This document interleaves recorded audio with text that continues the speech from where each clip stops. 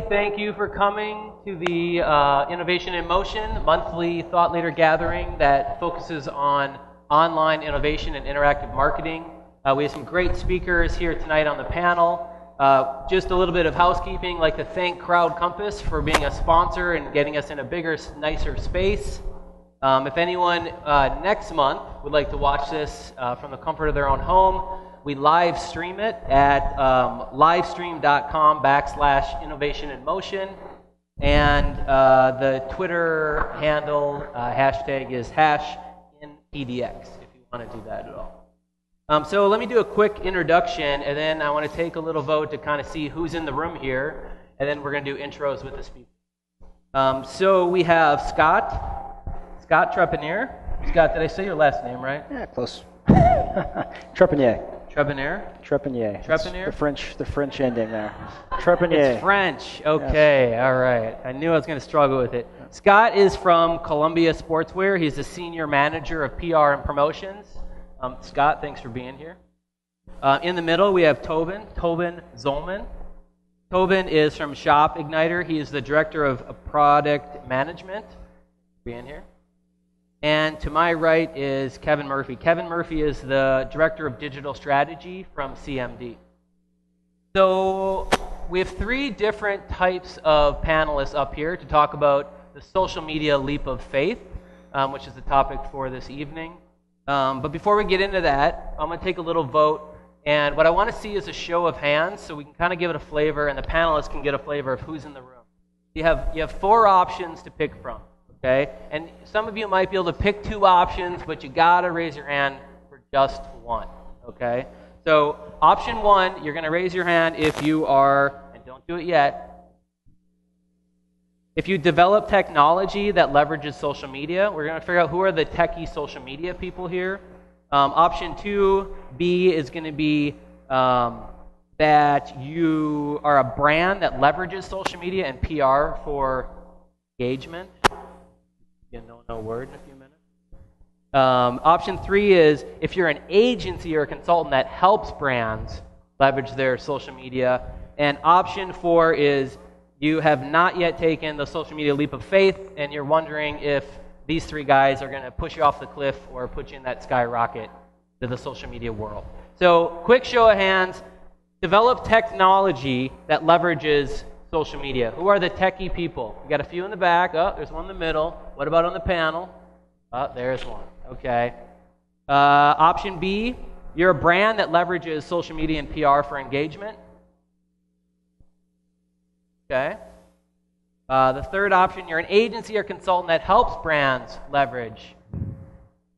Right. Got a lot of those. And the last one, if you have the courage to raise your hand for this, you've not yet taken the social media leap of faith, and these guys might push you over the cliff. Raise your hand if you're that person. Raise them high. Oh, we have a few brave souls out there. All right. Well, great. So with that, I just want to jump right into the intros and let the panelists start sharing their wise wisdom. Scott, you're up. Yeah, thanks. Well, I appreciate you guys coming out. This should be a fun panel. My name's Scott Trepanier. I'm a senior PR promotions and social media manager. I think you got to kind of yell a little bit. Thanks. Is that any better? Can you guys hear me now? Great. So I oversee PR promotions and social media at Columbia Sportswear. And I think everybody here is familiar with social media. Most people are familiar with PR. That's media relations. Promotions for us means events and athlete sponsorships. To tell you a little about Columbia, Columbia is part of Columbia Sportswear Company. A lot of people think Columbia and Columbia Sportswear Company are the same thing. Columbia Sportswear Company is actually the holding brand, which oversees Sorel, Columbia, Mountain Hardware, and Montreal. So each of those. Give a slide of that, Scott. Yeah, so each of those brands kind of have their own unique identity. Columbia is definitely the flagship brand. Columbia has a really interesting story. I mean, definitely it's part of the community here in Portland. The Boyles are deeply connected. But it's also been a company that's really been about innovation, product innovation. Some of the first fishing vests came from Columbia. The first jackets that were, 3-in-1 combination jackets came from Columbia. And that's something the brand has really been rededicated itself to in the last few years, is establishing itself as a technology and an ideas company, trying to separate itself from the competition by building technologies, building innovations, and not only that, but communicating in innovative ways. And that's kind of where we're taking the leap.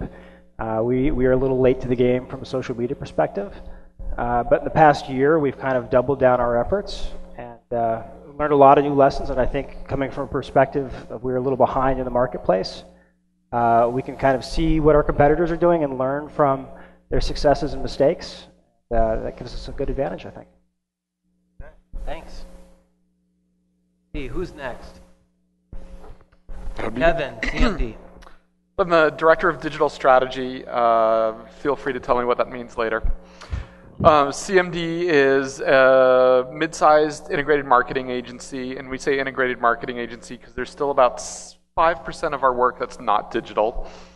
I personally specialize in working with our clients to create social systems to manage their social media and integrate all of the different digital touch points across the same story. So really try to create seamless experiences, seamless experiences across things like video, traditional web, microsites, contest platforms, social media platforms, and offline experiences. Toban, you're up. Great. My name is Toban Zolman. I'm Director of Product Management at ShopIgnighter. So if you're not kind of familiar with that role, basically I work on product strategy and then also lead our product roadmap and definition and delivery. So ShopIgnighter is a company here in Portland. We've got about 40 employees, and we're focused on social commerce. So to kind of put that in context a little bit, we believe that social is fundamentally changing the way people discover, buy, and share products. And so that's kind of our thesis that we've taken into helping large brands and retailers get their brand in social and then leverage that into more sales.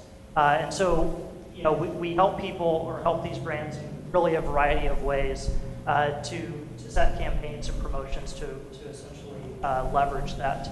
If you want to show the next slide, just to kind of put this in context a little bit, and I think this may kind of set the stage for our discussions a little bit as well. So this is a survey that was done in January of this year with 1,300 social customers. And this is really interesting because it looks at what they expect to access through social networks, namely Facebook. And you can see that 65% of these customers are connecting to brands and retailers on Facebook for promotion, for games, contests, and promotions, to learn about new products. And nearly 80% of people expect to take advantage of special offers and discounts over the next year. So for us, what that drives is kind of the next slide here, this whole cycle of discovery, buying, and sharing products. It's not just putting a product for sale on a social network and calling it a day. It's really driving the discovery of those products, the purchase, and then the sharing of that entire experience. So that's essentially how we look at social commerce. And when we get to the social commerce part, I am going to hammer Toban because I just don't believe people are buying in Facebook, but he begs to differ a little bit. Thanks, Toban. So just to start things a little bit, I want to talk a little bit about social media, how it's changed. And let's see, we have two words that we all agreed, kind of, that we're going to try not to use, is engagement and creating a dialogue, right? You can talk about it in the past if that's what social media was, but try to not use it in the future. So maybe we can just talk a little bit about how it's shifted.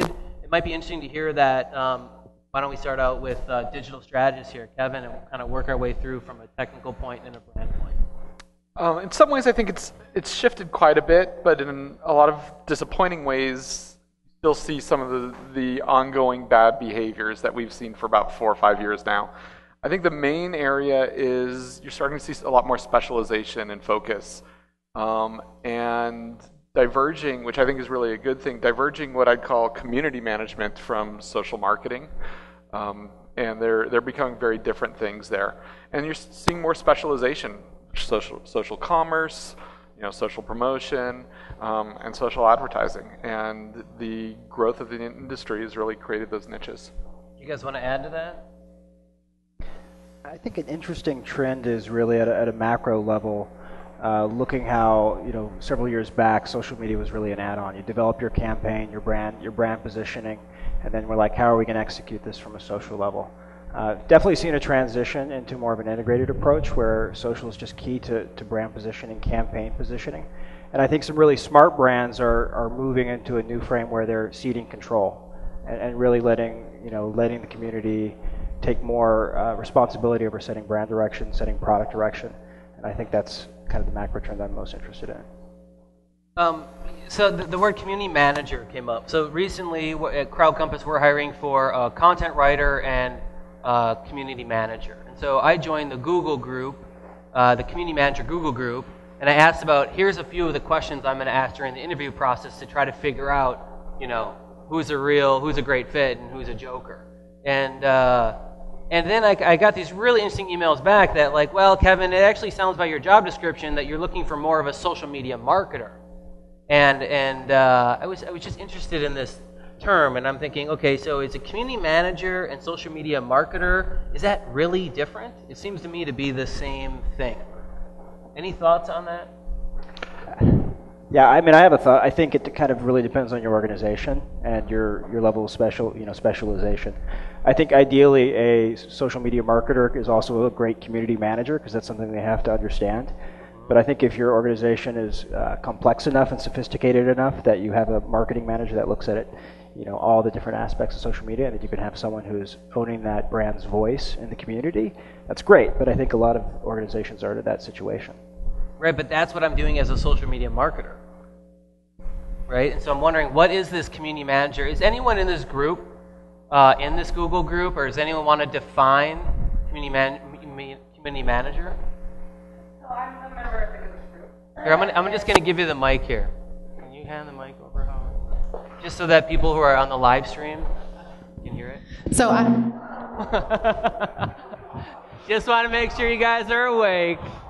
I'll hold it over here. My name is Michelle Warther, and I'm a social media consultant, business consultant, as opposed to marketing consultant. And I think that that's one of the things that kind of leads up to your question, which is the difference between social media marketing and social community management. Also does have to do with the business and the organization, because in a lot of cases, social might have started in the marketing team and the PR team, but for some of the enterprises, it's really gotten much more beyond that. I think looking at, from a marketing perspective, you're really the individual who's going to be working with campaigns, you're going to be working with advertising, you're going to be working with PR. And a lot of the community management, while it might have started in PR and marketing, a lot of the community management is more customer relations, customer support. It might even be helping with sales and things of that nature. I mean, HR is another huge area that's taking advantage of social. So I think that while we're focused tonight on marketing, just like SEO and SEM used to all just be search, they're very different now. Social media marketers and community managers are a very unique and different skill set. Okay. I see the community manager primarily as an advocate for the community and the customer. And actually some tension with the social marketers is probably a good thing. Okay. Well, let's talk about, you have community managers or social media marketers. Let's talk about return on investment. So this is about talking about the social media leap of faith. You have companies like Ford are putting 25% of their budget towards social media. I've talked to a lot of companies that have had success in it, but one of my big things is how do you convince your boss in a small shop to want to put money into this when you have limited resources, and if you're in a big company, how do you convince them to make that big jump? And so what I'm curious is, from an agency, technical, and a brand point of view, how do you look at return on investment in social media? Well, I can start. I think we're in kind of a unique position being in social commerce, because when we work with large brands, we're typically interacting with one of two groups. We're either working with kind of their traditional e-com group that is looking to bring an e-commerce experience into social, or social into their e-commerce experience. or we're working with marketing. And both of those have fundamentally different ideas on ROI. E-com is looking at an ROI based off of dollars revenue, and marketing is looking at lead gen, buzz, building out their house file in a more social manner. So I think there's a lot of different ways that you can kind of define ROI and ultimately still get positive ROI, regardless of how you define it. It's just a matter of having clear parameters when you start on what your objectives are. So with your clients from ShopIgnighter, what are the main things you're seeing marketers look for in their ROI? Like list out the top 3. Yeah, so I would say taking what I would consider a traditional house file, that is probably email-centric, and converting that over into a social house file, if you will, where you have you can interact directly with fans, with people who are engaging with your brand through the social networks. So I think that is, yeah, you can do a shot. I think that is one way that they're looking at ROI.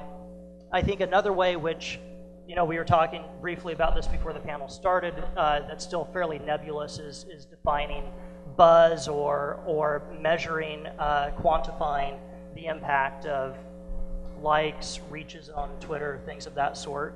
But I think generally people are trying to crack that nut of what metrics can they look at that demonstrate there is value to the social activity. Okay. Gaining fans or followers or retweets or whatever the case may be. So, I mean, it's so easy in traditional marketing. It's how many leads came in that were qualified that we closed a deal on. And there's so many, it's so much more nebulous with the social media marketing. Scott, can you talk a little bit about this? So you've really kind of gotten it going with Columbia Sportswear on the PR and social media side.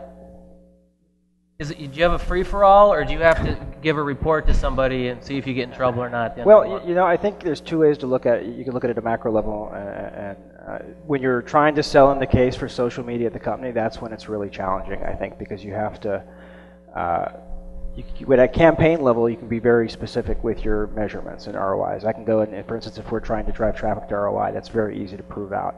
When you're looking at it a long-term investment, I think that's far more difficult to be specific because there's so many things you can measure.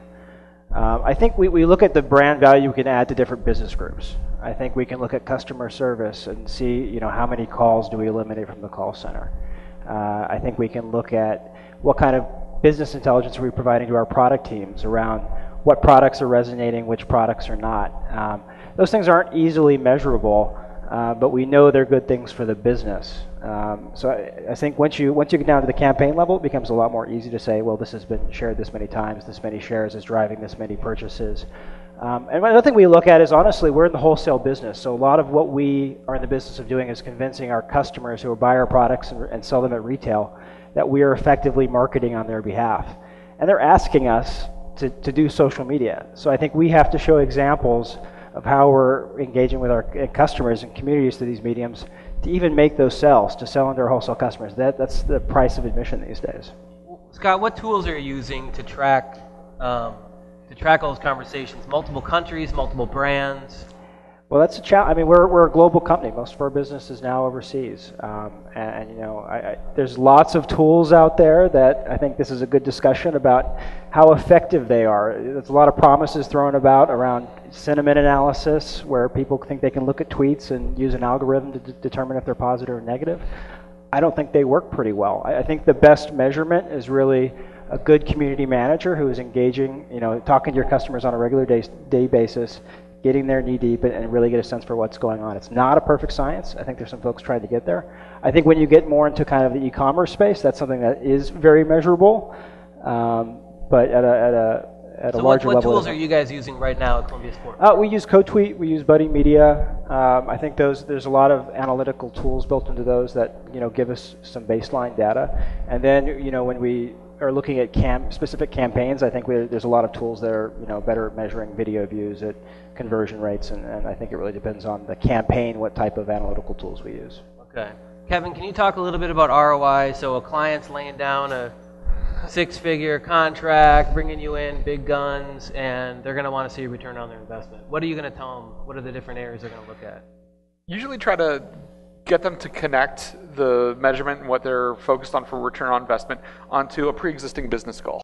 So how can you tie what you're doing to something that they're already measured on, and sort of throw out this idea of tweet reach and how many fans and stuff, because it's very, very difficult to map that directly to, something that the CEO cares about or the CFO cares about.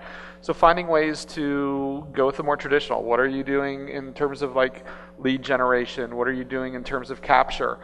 Or another trick I found is a lot of times the web marketing departments, which sometimes is also us, but have established KPIs around the value of a visitor or a certain engagement on the site, and actually leveraging that information and work that's already been done and applying it to social.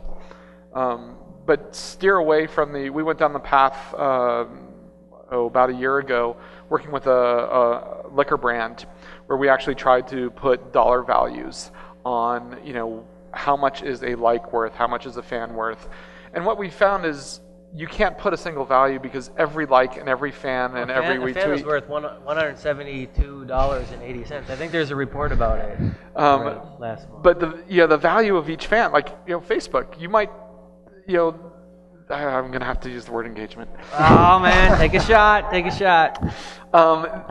The level of engagement of every fan is different, and 3/4 of your fan are never going to see your post. So it's really about how you can measure differently there. So one of the things that we did instead is we took the idea of what Scott just talked about, of campaigns that are specifically measurable against business goals, like putting a campaign in a certain market and seeing what kind of impact that had on retail sales. And then from there, taking that data and projecting it against the broader audience. I think it's interesting when people look at social media and they think it's this free tool. First of all, it's free, right? And then the other thing is they think they don't have to do the same things they would traditionally have to do with marketing. Have you run into that a lot? Yeah, I think so. I mean, I think our clients have matured enough that they understand that it's different. What I see, though, is they're still operating social independently. So you go to a big, the CMO is reporting to the CEO about all of the marketing data, and you see, all of this stuff integrated into a single report, and then social media is sort of off to the side. And one of the things that we're trying to do is really work on helping our clients understand not just the impact of social media as a standalone, but its impact into the greater marketing mix. And so doing things like helping clients understand, well, if this person is on social media and they're also getting 3 newsletters a month, well, that's going to have an exponential impact on their activity and hopefully on their sales. So let's talk about ratings a little bit. Ratings, when they were really hot a few years ago, were a really big deal. I wonder if they're still a big deal. Who can tackle and talk about ratings? I can start. So I mean, if you look at the data that's come out on ratings and reviews, I mean, clearly there is especially in a social context, there is a corollary between reviews and ratings on a product and people's consideration to purchase that product. I think the latest figures I saw were that if someone looked at a product, even if it had negative reviews, they were still 55%. There was a 55% higher chance that they would consider the product, not buy it, but consider it. If there is just a review period. Yeah, even if it's negative. And the rationale for that is really that even negative reviews give context to the product. Somebody may have seen something as a defect in the product, but that may have nothing to do with what the other individual is looking for, and so it simply gives context to the product. So, I think in basic terms,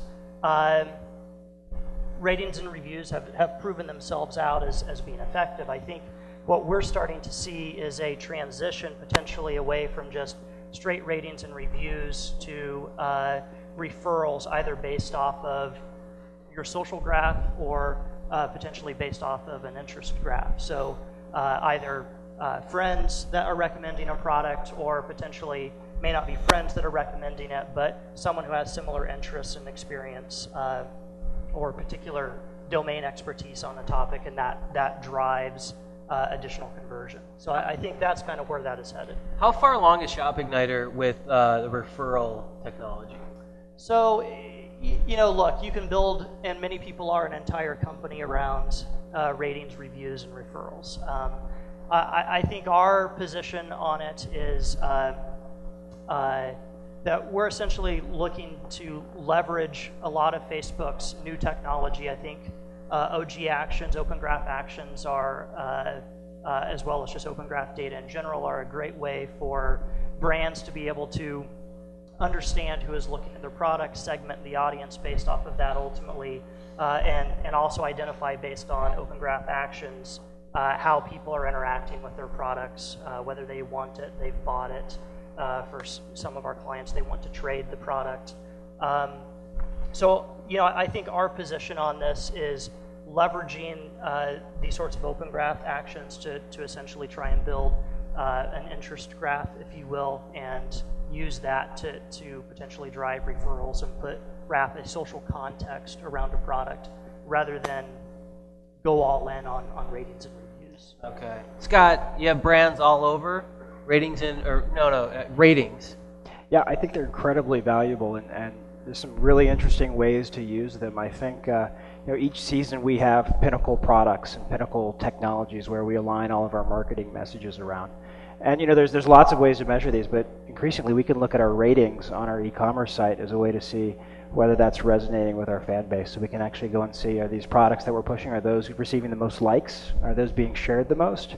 Or products which we've had in the marketplace for 10 years that don't represent the best we do, are those still receiving kind of the most likes? So it kind of is a barometer for the effectiveness of our marketing and the mindset of how our customers see our brands. Another way is really looking and kind of using it as a product marketing tool to understand the weaknesses of your competitors and kind of looking at the landscape and understanding, okay, this is where we should guide our direction. And some smart organizations use these ratings to actually guide their product direction, but I think that's a role social media marketers can play, is to gather this data, put it in a usable format where that guides our product development process. We can see, hey, there's a gap here where we consistently see people complaining about X product. Maybe that's a space we can enter. So I think it's a lot of opportunity there. I think that a couple of interesting things, and I don't have the actual reference in front of me, but I remember a stat around, and correct me if anybody knows this, somewhere around 80% of consumer electronic purchases, people check Amazon reviews first.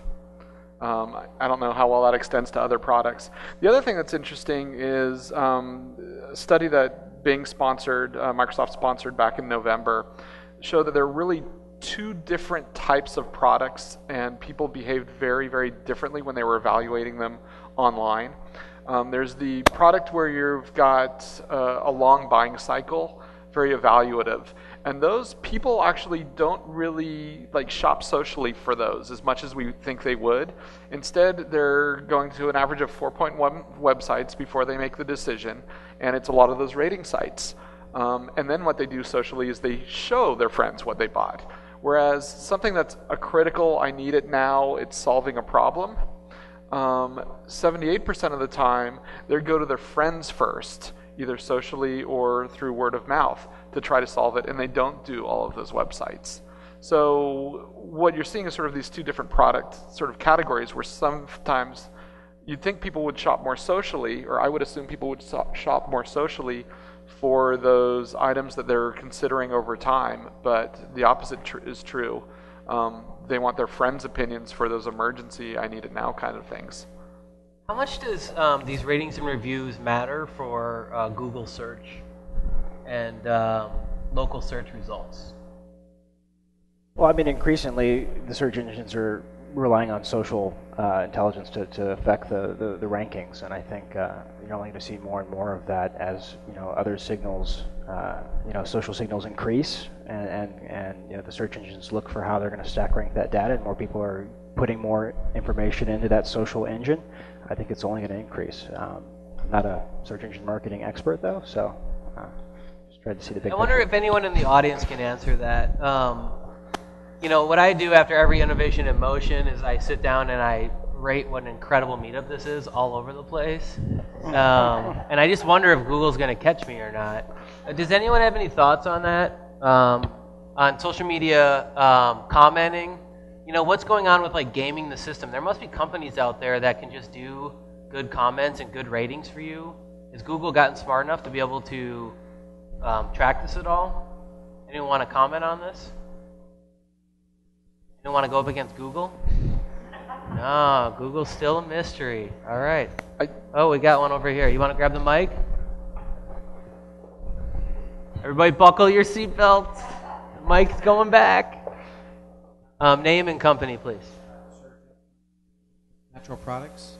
I think at the PSU Digital Marketing Conference recently, Icebreaker talked about the success they've had with affiliate marketing. And I think you're like, if you're an Amazon, if you're a retailer or a manufacturer and CPG like us who has stuff on Amazon, when I do social monitoring, a lot of the buzz I see about our products is people I don't think are hardcore fans of our product maybe have an incentive offered by Amazon to talk about our product. And so I think that is probably gaming the system somewhat. I don't know if because there's an affiliation with Amazon or because it's spread out far enough that Google doesn't really track that. And I don't honestly know if someone tweeting out, you know, get this product at this price on Amazon is a big deal. But it does, I think, at least keep you in the mix there as far as search results. And there are definitely programs that were talked about, for example, by Icebreaker, where they felt it really made a difference to go out. And there are companies who will, either through video reviews or through text reviews, go ahead and provide that information and get it out there in the SEO universe for you. Okay. But I think it still falls back to the social graph, and do I really know that person or trust that person? I know as a consumer, I go to Amazon first and foremost on a lot of products to see what the group has to say. I think Google's big play there is just the +1 button. I mean, because that way, then, if you're connected with these people through Google Plus, you know, then you have some social connection there to those ratings, and those are very active. You know, you do log yourself into Google, or Bing works very much the same way. Do a search for a product, and you'll see different results than if you weren't logged in, because they're bubbling up to the top of the results that people within your networks have recommended. And I think there is some concern around, you know, fraudulent social comments, you know, increasing rankings. But yeah, these are smart folks, and I think and if they're community based and community voted and ranked and stacked, eventually the good content's going to raise to the top, and their signals are going to be smart enough to work in a social influence metric into that ranking algorithm. So I mean, it may not be 100% there yet, but I mean, it's going to be. It's just a matter of time. So let's jump into e-commerce. I don't want to go too far on this, but I'm really curious. So Scott, I'm actually going to ask you to start things off here. Where are your brands on e-commerce? Are they living on your site, or are they living in Facebook, or both? Well, I mean, for us, e-commerce, we're in the business, you know, we're in the wholesale business. So our e-commerce experience is really more a branding exercise. It's about putting our products in the best light. You know, and obviously we like to sell stuff, but it's not our primary goal. I think our products live on e-commerce for the time being. I think there's definitely opportunity in places where social commerce makes sense. I think especially as far as sharing purchases and sharing experiences from your site to social platforms, I don't know whether it makes sense to actually sell on social platforms yet. I think it's worth experimenting with. Toban, are you going to take that? Well, I mean, there's definitely something. I think everyone's kind of feel what's the best way to use these, and yeah.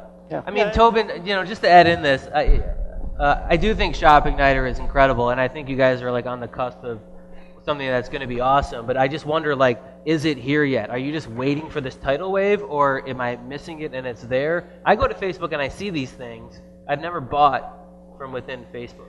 Yeah, so I mean, look, let's be honest. I think we're in a really interesting time, and I think we're in a very transitional time right now. And I liken it a lot to the start of e-commerce. And, a lot of people can cherry pick examples with social commerce that were either a huge success or a failure. And I think we've been working with enough companies. We've got about 50 clients who are doing this right now, many of whom are very large brands. And I think what we've learned a couple of things. The first thing we've learned is that what customers really care about in the social space are deals and exclusivity. And so if you can offer that sort of an experience in a social context, and you're rewarding people that are already fans of yours with early VIP access or deals on product closeouts, whatever it is, that's a model that works. If you look at examples where they have failed, I think if we can fast forward a few years, we'll look back on those in the same way that we look back on early e-commerce sites that were a product catalog online, and you would print off a order form and fax it in, and that was e-commerce. With social networking and social commerce, it's not just a matter of taking traditional e-com and dropping it in Facebook. You've got to bring an experience and bring some authenticity to that and incentivize people to interact with it. And so I think that's really what we're seeing is building out that experience in a social context that really makes sense, and customers engage really aggressively, frankly, when you get that formula right. And so I think we're right on that curve of figuring it out. Okay, so you think you're like mid-wave on this tidal wave. You feel like it's building up, and you're about halfway up it. Yeah, I think so. And I think Scott made an interesting point, and it's something that we look at fairly frequently, which is, the model he kind of presented is socialize the .com site. So you've got a traditional e-com site, and you put social inputs into that. The other approach is to bring commerce into social. And our thesis is people are spending the vast majority of their time in social, bring the products to where they are rather than make them come out. And if you can engage with them in an appropriate fashion there, it works. How complicated is it for ShopIgnighter, for a small brand? Do you work with any small brands, or are you only with huge businesses? No, we work with... Oh, there goes your Janet Yeah. Jackson. We work with companies of all size. I mean, I think our focus is moving more up market to larger brands and trying to build out kind of a portfolio of experiences for them. But yeah, we've got a host of customers, retail boutiques and things of that sort. And to look at a smaller example, we've seen some cases where they've been able to run flash sales, VIP type sales, and generate literally like 40% of their annual online revenue through a single flash sale in Facebook, because they're getting the best products in front of their best customers. And I don't care how you do it. You put your best products in front of your best customers, and people are going to buy, Right. social or not. Okay. Just to jump back a little bit on the community engagement stage, I'm curious on, do you have to have good content? Or, I'm going to use the E word, is it just about engagement? With a lot of brands, you have to have good content, or you're just incentivizing with crappy contests and discounts to try to keep your fan numbers up. But does that work? Depends on how you're measured. If you're measured against just keeping fans engaged, yeah, I think those people have a very, very low value proposition, though. Good content is what keeps them coming back, and that's we talked a little bit about I talked a little bit about how there's starting to be like micro focuses in areas of social media, and I think content creation is one of them. One of the things about social is, yes, discussions and memes will start there, but more often or not, it's a piece of content that they're centered around and driving. So you need those good pieces of content to attract, to draw, and to re-engage. So big businesses, small businesses, good content, it's worth the investment of time and energy. I tend to disagree to some level. I think it depends on the business you're in. I think there's some businesses where developing good content is just not necessarily an option. I mean, if you're a small business owner, you may not have the skill set or the resources to develop great content. And if you're in primarily a customer service business, maybe engagement is your best bet. I mean, I agree. If you have the resources, yeah. I mean, I think content is awesome, and that'll keep bringing people. But I think you have to look at your specific situation and decide how you can best use the platform. I would just say, I think it's important to define good content. Yeah. I think it needs to be authentic content that's relevant to the audience. Good content doesn't mean professional production levels. Simply means giving things that are relevant to your audience. And again, social or not, if we rewind 50 years and you're trying to sell door to door and you don't have a compelling statement when the person opens the door, they're going to close it. Right. You know what I mean? And it's the same thing on Facebook or Twitter or anything else. And content doesn't even have to come, agree, it's not necessarily high production value. It doesn't even have to come from yourself. It could be content from your community, from your customers. I mean, that's ideal. I like the concept of the door-to-door. You have to have that statement when the door. I used to sell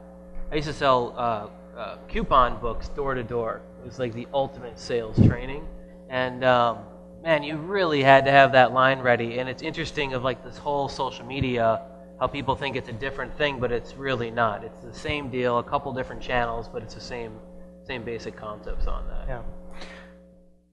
Yeah. One thing with content, it's having a point of view and having something of value that they're interested in. On the side, I work with a number of small wineries, and that is, they have amazing traffic. You'd be surprised at how much traffic some of these wineries have, and it's because their point of view is them, and people want to get to know the winemaker and want to know the process and stuff like that. And that doesn't take a lot to produce. And some of the technology companies we work with, our best content is when we get an engineer to talk about how they came up with an idea. And just have that authentic engagement. Yeah. So one more question on my end, and then I want to see if anyone in the audience here has a question.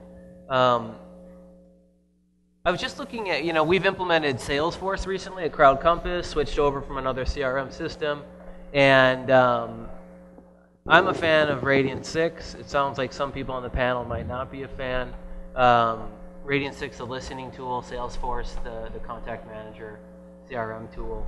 So then I watched this great video of Salesforce and Radiant 6 as one, and there's all of your leads out there, and you can see what they're saying. You can pull them right into your database, and the salesperson can see what's happening socially while they're picking up the phone. And it just seems like such an awesome, I see this video, I'm like, I can't wait to implement this. But the reality is a lot of the businesses, who's actually doing this? Who's actually that sophisticated and savvy and doing it? I don't see it happening. You guys see it? Is anyone doing it from this table? Anyone know anyone doing it? Does anyone in the audience know anyone doing this? We're doing it with a couple of clients right now, and I actually think Michelle is sort of an expert on this topic. So maybe she can chime in. But the big challenge right now is people who are using Radiant 6 and even tying it now to Salesforce are often doing it in isolation and not doing it with the same instance of Salesforce as the rest of the company. So what you have really is not CRM, but social. It's a social customer relationship management, and you're not tying that engagement measurement and that listening to actual data that is tied to leads or anything like that. And it bugs me every time I fill out a lead generation form to get information or anything. They never ask for my Twitter ID, my LinkedIn, some other way so that they can connect my phone number and email address, which they're going to start sending me, to what I'm saying on social profiles. So that connection doesn't happen. And what we see too is people who are part of that is a lot of the purchasing of Radiant 6 and the setting it up is actually happening from the PR departments, and they're not really exposed to understand how a traditional CRM works. Their idea of a CRM is a contact list for journalists. And I think if you're trying to implement social CRM and tie it to your company CRM, you really need to go and approach the people that run that with a very, very solid plan and show them the value of how you can connect what they're saying on Twitter today. Maybe it's a complaint about something, so the salespeople can go and say, oh wow, this person was complaining, and look, their license is up for renewal in 2 months. I better go address that before that renewal happens. And come to them with a plan, and so that they can see the value, and that it's not just, oh, I want to track my Twitter IDs in your database. Right. Columbia Sportswear is using Buddy Media for your listening. And our Salesforce uses Salesforce. And I think I agree with that assessment. We're not doing a good job at connecting, but I also see a similar parallel with consumer marketing, looking at rewards programs, where we're not ingesting this same social information, so crossing that graph. I mean, any company that has a rewards program should be utilizing that social graph to understand, even in this rewards program, who is our most vocal advocates, what are they saying, and how can we, either reward them or develop a better relationship. It's the same, to me, it's the same kind of relationship between Salesforce and a customer program. So if I walk into a Columbia store next month, and they ask me for my phone number, I can say, hey, how about I give you my Twitter ID? And then that way you can, next time I come in, I can get my rewards points that way. Maybe not next month, maybe next year. That will be interesting once we start seeing Twitter IDs on landing pages and I think a really interesting thing at the Palms Casino right now, if you go to the Palms Casino and check in, they ask for your Twitter handle. And depending on, they run a clout score, they check your social influence, and depending on how influential you are, you'll get perks. You may get free dinner, you may get tickets to shows, because they know you're going to speak more about your experience than other customers, so you're more valuable. And I think that's just the future. Man, we should have collected Twitter handles tonight when people came to Innovation in Motion. That's a great idea. Well, if they have a certain, if they've tweeted before this, then they get the PBR. If they didn't tweet, then they have to sit in the back. Right, I like this. I like this idea. Any questions from the audience? Holly up front, we have a microphone somewhere. It's missing in action. Buckle your seatbelts. I haven't tried it yet, but what about Pinterest? What was it, Holly? What's Pinterest doing here, and how will it play in the social media game? Sorry, one more time. Pinterest? Pinterest, however you pronounce it, because I haven't tried it. I can't get into specifics, but I'll tell you, for some of our brands, it's been the #1 social referrer in the past few months, which is really mind-boggling, more than Facebook, more than Twitter. So. And we're seeing it climb pretty dramatically amongst a lot of our clients, especially clients in the apparel sector. That really seems to have a lot of traction there. Can we spell this out here for everybody? Pinterest, Pinterest. Interest with a P. Pinterest. Nice. I think it's a really interesting model, because when you look at most of the other social networks, they started out with like us, the early adopters. And Pinterest really started out with the, females, I'm not sure the specific demographics, but probably 30 to 45. And then it's now that us marketing geeks are sort of catching on to it. And it's really interesting. We don't have a lot of clients going, what should we do with it yet? But we're starting to think about, how do you aggregate boards on a microsite to make it easier to access and things like that.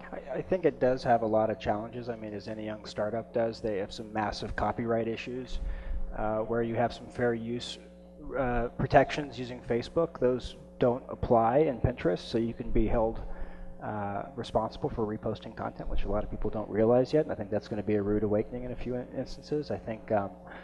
Why is it an issue for them and not for Facebook? It goes to the terms of service and kind of what protections that the different networks provide you, and that's kind of it's interesting. I think that Facebook would extend that to its customers where. They should just go to Facebook's terms of service, cut, paste, you're covered. Yeah. Any other questions? In the back? We can go in the back. I think we can make it. You might have to run up here. You got to use the mic. The millions of people on live stream can hear it as well. Millions.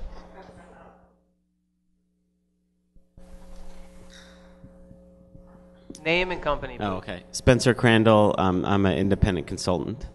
Crandall's Corner. My question is, it's two that are sort of related. For a company to be effective in social media, what do you think is the minimum size of their customer base? This is for a company considering going into social media. Like, to be effective, how big should their customer base be to start with? And then the second part of that question is, if they develop a fan base on Facebook or Twitter, how large should that be to actually be effective? I have those two questions because a lot of clients tend to think if we go to social media, it's going to solve a lot of problems and get us a lot of customers, but they really don't seem to have a large enough customer base to be effective. So I'm just curious. I think that depends on how you define the word is. I would just say I think it depends on what sort of ROI they're wanting to get out of it. I mean, if they see this as a revenue generator for them or just a way to engage their community or whatever it is, I mean, I think understanding that is an important first step, because even if they have 5 customers, if those customers are really passionate about them and this is they can find a clean, well-lit location, Facebook as an example, or Twitter, to interact with those customers, then that's an effective tool to use. If they don't, then I think it's a little bit difficult to quantify that on. They have to have X number of customers or client base, and that's kind of the threshold to interact with them in that way. 3. 3. 4. 4. 4. I can do that in 3 customers. Seriously, I think it's 3. It depends on what your, social media or social network, whatever one you say, it's such a broad term. So, with 3 people, you could create dialogue amongst each other, and your 2 customers or 3 customers can share ideas, or they could become advocates. I will say that I am a believer in Metcalfe's law, if anyone's familiar with that, but it's basically the value of the network increases exponentially by the number of nodes. So the more people you have involved, in general, you're going to have a lot more value in that. But it depends on what you're trying to do, but I don't think you need a big base. Yeah, I think looking at numbers is just, it's your ability to set objectives and work with that community to meet those objectives. And I think sometimes numbers can be a problem. If your numbers outweigh your ability to effectively have dialogue with them, then you're creating more problems than you're solving. Scott, I think it's interesting with this question because you came into Columbia Sportswear. I think I'm not sure exactly, but kind of did a big push of like let's take a bigger leap of faith in social media, lay out a timeline, lay out expectations. How do you frame something up like that? Because I think it would be the same thing if it was a consultant framing it up for a small business, or an employee framing it up for a big corporation. Well, I think part of it is selling it in and knowing that you're not going to accomplish much in a very short term. And so, I mean, we set off and really looked long term and said 3 years down the road, where do we want to be? So you took a 3-year approach. And we started off saying that we have to, first of all, cover our asses, make sure we are meeting our legal requirements, that when we establish this, that we're not breaking any laws, that our employees know what is the effective thing to do, and then we can look at business priorities and really think about where the priority is, about where we're going to line those social media efforts behind. Is it selling product? Is it product co-creation? Is it customer service? And just really getting a better sense of what your business objectives are. Social media can assist with all those things, but you have to decide what you want to do, and you have to and a lot of times it will help get your business in order, and generally because you can really prioritize and take a look at your business as a whole. Paul, is there any questions from live stream? We don't have any questions. The cash tax being used. The cash tax, the live stream, placed in motion. There are other people. The Haypenny. In PDX hashtag. Okay, anyone wants to check out the people on live stream hashing in PDX, hash in PDX. Yeah, question? Grab a mic. Name, company. Hello. My name's Kerry. I am a raw food chef with a company called Rocket Food, and I'm also taking on the social media task of getting more people involved. And I guess for someone just starting out, like, where do you start? I feel like I'm getting overwhelmed because it's, Facebook, Twitter, Pinterest. I mean, I can go on forever with all the different social media tools. Any recommendations on just kind of where to start if you're just looking to build a solid foundation and just reach out to the community to show your product? How much time do you have per week to do this? I have, well, right now I spend a lot of time cooking, but I'd say about 15 to 20 minutes. Not 15 to 20 minutes, I'm sorry, 15 to 20 hours a week. Okay. And a lot of people say outsource it, but I think a lot of this stuff is, you can learn it if you truly want to learn it. Right. Okay, everyone at this table agrees don't outsource it, yeah? Yeah, I think a small, and I don't know any background in your organization, but a small company, so much of the value is the personality of the people running the show. And you need to carry that personality into whatever platform and media. I'd pick one or two and do it well, and then think very, very carefully about syndicating the content from whatever place you're engaging to other mediums, but be careful about the syndication because you want to make sure that the engagement happens where you are. Any other thoughts on that? I think that's fairly astute advice. I think just another thing to add to that, we sort of talked about this earlier, is like looking at stepping back to traditional marketing. What would you do? So if you're out there having these conversations with people, what is your goal? And looking at these business objectives and like having that as like your first pillar, I think is an important part to put out. Yeah, and as for content creation, think about something that's unique that you can offer that's going to drive interest. So I've been on Pinterest for a while, but I'm still sort of exploring. I haven't figured out what I want to do. So my Pinterest pins right now are restaurant menus of places that I've eaten recently. Because I'm not going to pin about the latest cocktail dress that interests me or whatever. So finding something that does interest me, like food, and sharing that and just seeing how the audience responds and what works and what doesn't is a good learning place. I mean, when Twitter first opened and I got on it, food, was like, all right, well, what do I need to learn? And I'm like, okay, I'm going to start tweeting, and sounds really awful now. I'm going to start tweeting what I'm making for dinner every night. But it kept me in a pattern and got me to do it, and I quickly figured out, that was boring as crap, and moved on to some other things. So do something until you figure out it's working or it's boring as crap, and then you just move on. Okay. We have time for one or two more questions. Here we go. Oh, we got fingers pointing. We have multiple fingers pointing at. Uh-oh, we're passing it off. Name and company. Marcos with Remedy Design Group. You had mentioned before that Ford's putting 25% of their marketing budget into social. Are you seeing benchmarks kind of show up kind of along the same lines? Are people allocating certain percentages and saying, what's necessary to be really effective inside of social media? Obviously, content being more important, it's not necessarily an issue of cost, but are you starting to see some patterns show up? I just think, what do you guys think? Here's the pie. What are you seeing? Here's the marketing budget, everything. How big is the pie for social media? How big is this leap of faith? So, like I said earlier, we kind of interact with companies on two sides, the e-com side and the marketing side. And I think what we're seeing increasingly is not this is a budget for social media.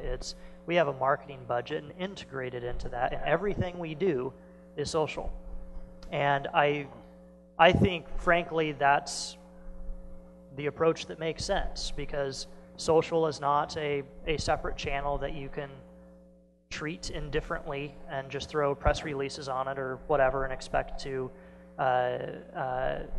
get results that way. It's baking it into literally everything you're doing. So I would say for the larger brands that we're working with, I would have a hard time pinning down a percentage because, like I said, it's just innate in everything that they're doing at this point. Yeah, I would agree with that. I mean, kind of what I discussed earlier, moving from this idea of social being an add-on to being integrated. There's really no way to separate marketing campaigns from the social aspect. They become one and the same.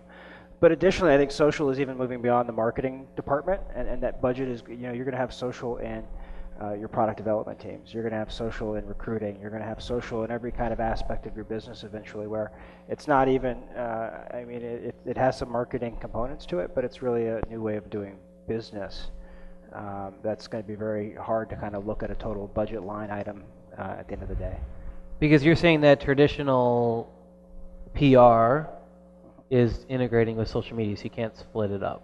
Well, I mean, we can now. I think it's going to become increasingly difficult to do so. I think we can look at our hard costs for social media, but as it matures, I think that's going to be a challenge. I think we need a percentage here, people. 3. 3. I think we're all in agreement here, and where I see social media fail is when a social media campaign is created for the sake of social media campaigns, and you end up creating organizations that just spit out content to spit out content. We're working with a couple of big clients right now where the idea is create massive content libraries, and that content's created by all parts of the organization, and then people grab that where they need to, and what environment, what community best fits for them.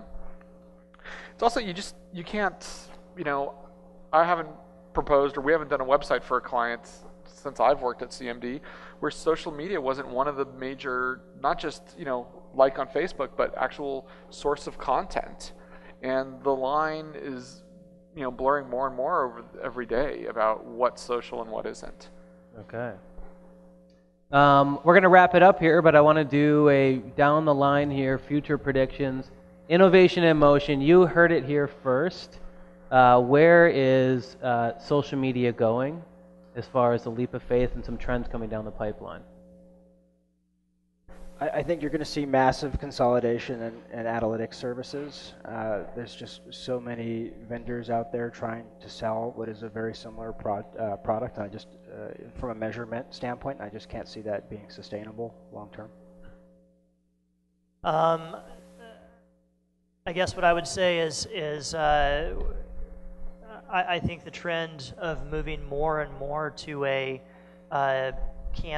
campaign-based view of social marketing activities is the direction we're seeing, where it's not just a matter of thrashing in social and hoping you trip over something that works, but setting up a clear plan with discrete goals and working toward those and measuring against those goals.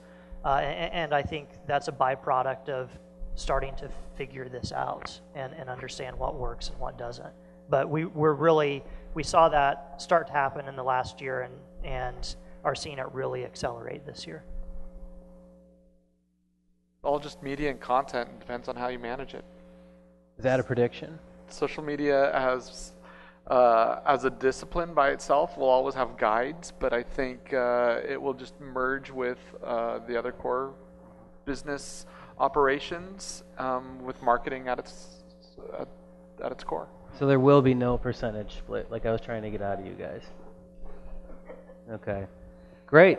Well, that wraps it up for the social media leap of faith. Just a couple announcements here. One, want to thank Crowd Compass for sponsoring the space and the food and the incredible PBR that we all love every month. Special thanks to Paul Collette, who does the live streaming. Round of applause for Paul.